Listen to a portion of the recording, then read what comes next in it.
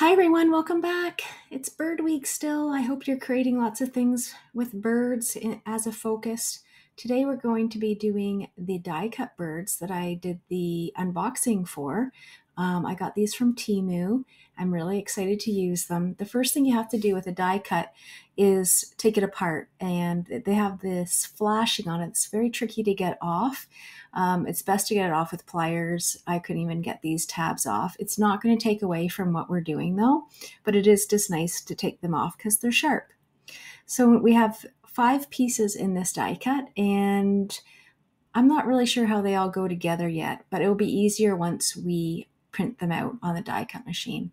I'm using the Brea Reese watercolor paper.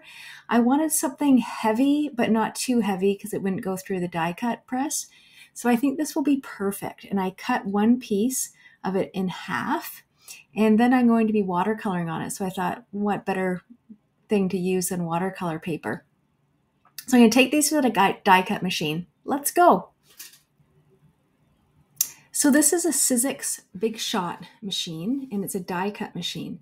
So we are going to be running through the die cut. I'm just checking to make sure my paper is cut properly. The die cut has a plastic cover type thing that goes over the die and a magnetic plate, and you stack them like so. So the magnetic plate, then the plastic, then the paper. Then you want to have the raised side of your die cut facing down into the paper, because when we put the other plastic sheet on the top, that's what's going to make the cut of the image. It's going to roll through the machine and press out the image onto the paper. So this is exactly the same as the other plastic. It's heavy plastic, it's quite thick. And then literally you just roll it through the machine. There's no power needed. And here comes Jax. Hi, Jax. Jax is always interested in crafting. It's quite nice. Not quite so nice when you're trying to film a video. So this is the first of, I'm going to run through 7 of these. And I'm actually really impressed with the quality. The birds came out really well. There's a lot of really nice details on those. You can see the little feathers. There's places to show where you're going to be able to glue the components onto the bird. You can't really see it in that picture. And lastly, another wing with the feathers. So I'm just going to continue cutting out more birds in the die cut machine. Die cut machine can also go either way, like you can roll through it forwards or backwards, and I'll show you that in a minute. So again, just putting the die cuts onto the die plate. And then we'll be putting the top layer and rolling it through. And I actually sped this part up because we don't need to keep seeing me cutting out the images. And I was just wondering what you guys are working on for Bird Week, or if you've ever tried die cuts before. A lot of the people watching this channel do cross stitch, diamond art, and paint by number. And I'm not really sure how many actually do the paper crafts, or if you have a die cut machine, that kind of thing. I love it because, like I said, there's no power needed, and you can use a variety of different things to cut out like different paper mediums. I mean, you can use even wallpaper, like you can get old wallpaper books, and the die cuts work really well with that. You can use thicker paper. This is watercolor paper. Like I said, it's not super thick watercolor paper, but you could use cardstock. You can use pieces from a book. So if you had an old book and you wanted to die cut and have words on your die cut, that's always a fun option. There's so many die cuts available as well. And I recommend getting them from Temu or AliExpress only because they're just a lot cheaper. Like when you go to Michael's, they're quite expensive. And I have had nothing but great quality when I've ordered from AliExpress or Temu. Or even Amazon sometimes has some good deals.